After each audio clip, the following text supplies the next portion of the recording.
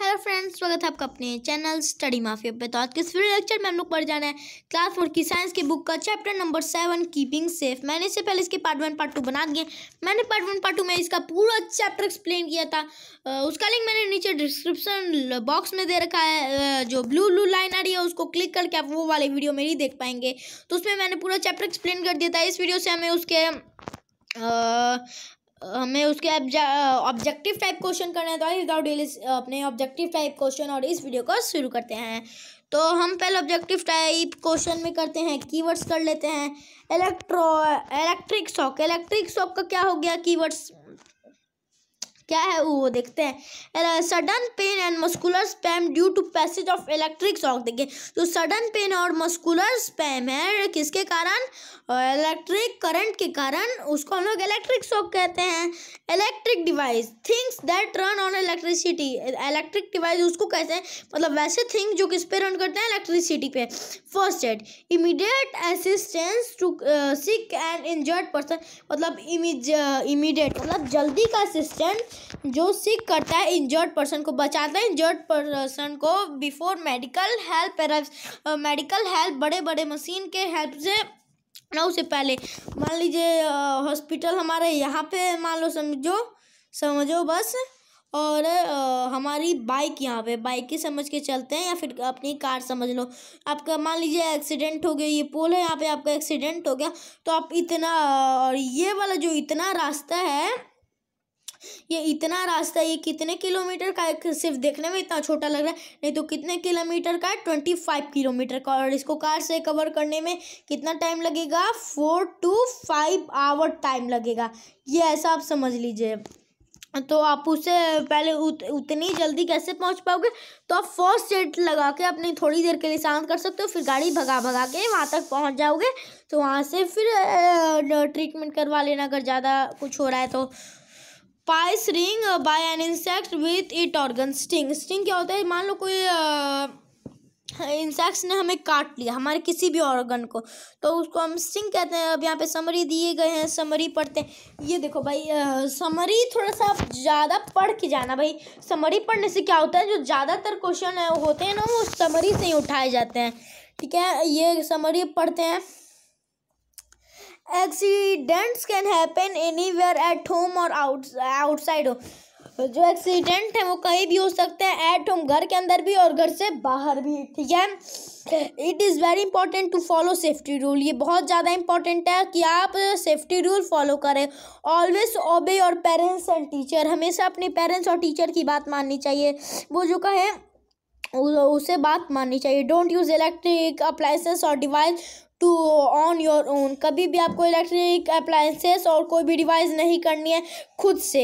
Always follow all traffic rule, आपको हमेशा सभी ट्रैफिक रूल फॉलो करने हैं। First aid can be given to a person before medical help show up, मतलब जो फर्स्ट एड है वो उस पर्सन को दिया जाता है बिफोर मेडिकल ट्रीटमेंट से दिखाने के लिए, दिखाने से पहले। मान लीजिए डॉक्टर से दिखाने से पहले बहुत ब्लीडिंग हो रही है, तो आप फर्स्ट एड लगा सकते हो, पट्टी उस पर बांध सकते हो, फिर जाना।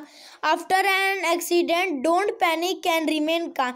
एक्सीडेंट के बाद ज़्यादा पैनिक नहीं होना है। कुछ लोग होते हैं ना, बोलते हैं अगर एक्सीडेंट हो गया, वो कहने लगते हैं मेरा एक्सीडेंट हो गया है, मेरा एक्सीडेंट हो गया। तो आपको ऐसे पैनिक नहीं होना है, आपको आराम से रिमेन काम रहना है, जैसे मैं रहता हूँ। ठीक है, आपको कभी भी ज़्यादा पैनिक नहीं होना है।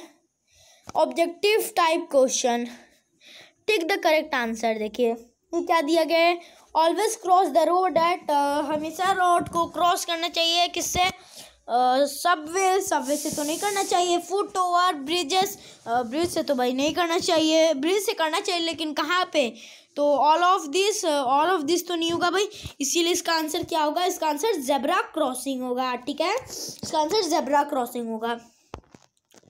नेक्स्ट है, never touch an electric appliances with dash है। कभी भी इलेक्ट्रिक अप्लायंसेस को कैसे हाथ से नहीं करना चाहिए, छूना चाहिए। Wet, dry, cold, hot. ठीक है, तो कभी भी वेट हैंड मीन्स गीले हाथों से उसको मत छुएगा, नहीं तो आपको इलेक्ट्रिक शॉक लग सकता है। You should dash push other और रन ऑन स्टेयर्स। आपको दूसरों को डैश पुश करना चाहिए, जब वो कभी भी दौड़ना नहीं चाहिए और स्टेयर्स पे रन नहीं करना चाहिए। ऑलवेज ये तो गलत हो जाएगा, कभी भी नहीं करना चाहिए। समटाइम्स ये भी नहीं, ओकेजनली ये भी नहीं। इसका होगा आंसर नेवर, कभी भी नहीं। ठीक है, आपको कभी भी नहीं किसी को भी धक्का देना चाहिए या फिर स्टेयर्स पे रन करना चाहिए। नेक्स्ट है, in the swimming pool as a safety measure you can use a or an a tube, tyre, umbrella और सॉक। मान लीजिए आपको स्विमिंग पूल में अपनी सेफ्टी के लिए क्या use, tube, tyre, umbrella, sock, क्या यूज़ आपको करना है। तो ये देखिए वहाँ पे क्या यूज़ करना है आपको। तो भाई आप सॉक्स तो यूज़ करोगे नहीं, मछली थोड़ी ना कि सॉक्स पहन के वैसे तैरोगे। अम्ब्रेला भी तो यूज़ नहीं करोगे, अम्ब्रेला पे तो नहीं खड़े होगे। टायर भी नहीं यूज़ करोगे। तो इसका आंसर क्या होगा, इसका आंसर ट्यूब होगा। यहाँ पे आप ट्यूब भर देना। ठीक है, नेक्स्ट आते हैं। नेक्स्ट है 5th number, on getting burn wash the area with dash water. जब आप जल जाओ तो उस एरिया को कैसे वाटर से धोना है। कोल्ड, ठंडा, वार्म, गरम, ल्यूक वार्म, थोड़ा सा, बहुत ज़्यादा गरम, नॉर्मल मीन्स नॉर्मल पानी से जैसे आप धोते हो वैसे धोना है। तो आपको इसका आंसर लिखना है कोल्ड, ठंडे पानी से उस एरिया पे आपको उस एरिया को धो लेना है। नेक्स्ट है स्टेट ट्रू और फॉल्स। आपको ट्रू और फॉल्स लिखने हैं। ये देखिए, अप्लाइंग द एंटीसेप्टिक लोशन और minor cut is an effective method. देखिए तो ये सही है कि गलत, पहले ये कर लेते हैं। ट्रू कैसे ये समझते हैं।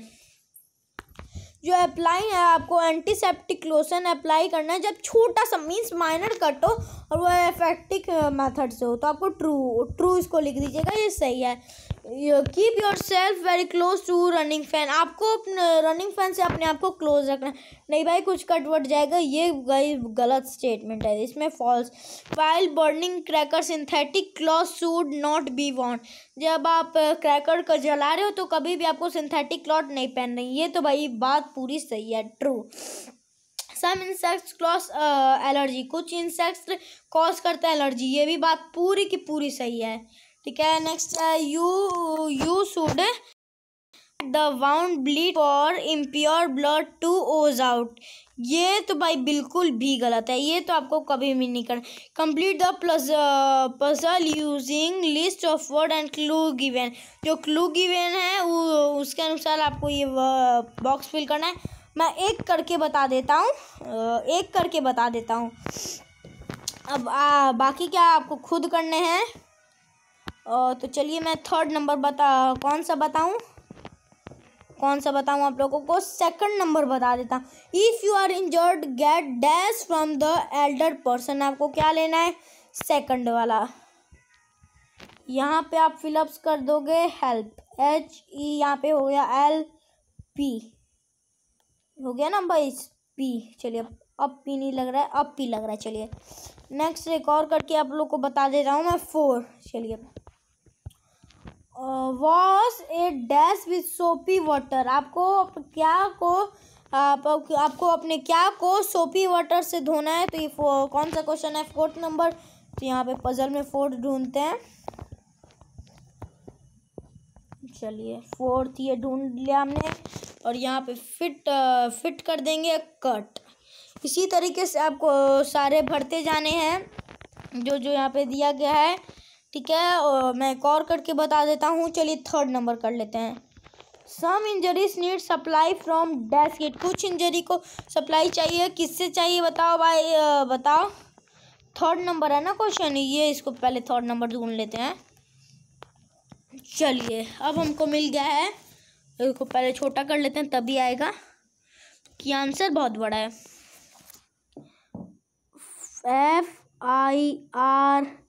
FIRST first aid. ठीक है, फर्स्ट एड किट होता है। नेक्स्ट क्या दिया गया है, नेक्स्ट मैं आपको बता देता हूँ 2nd मैंने शायद बताया था, तो भी मैं 6 बता देता हूँ। A dash is the freezing of the skin. Dash जो होता है वो फ्रीजिंग होता है स्किन का। तो 6ठा क्वेश्चन है ना, तो 6ठा क्वेश्चन पहले ढूंढते हैं फिर आगे बताता हूँ मैं। 6ठा क्वेश्चन कहाँ गया, 6ठा ही क्वेश्चन है ना। चलिए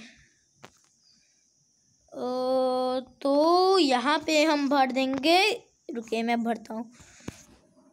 FROAST, फ्रॉस्ट। ये आप लोग भर दीजिएगा इसमें। तो इसी तरीके से साडा बनना है। तो यहाँ पे इस चैप्टर में हमारे क्वेश्चन आंसर्स नहीं है, तो इसी तरीके से इसको पूरा पढ़िएगा।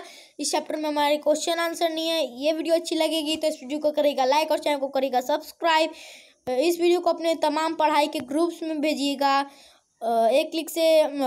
उसके बाद Instagram, Facebook, Twitter, Instagram, Telegram, जहाँ पे भी पॉसिबल है डालिए। एक क्लिक से हजारों बच्चों की मदद हो जाती है। तो करने में क्या जाता है। Love you all, focus on your study, meet you again, good bye.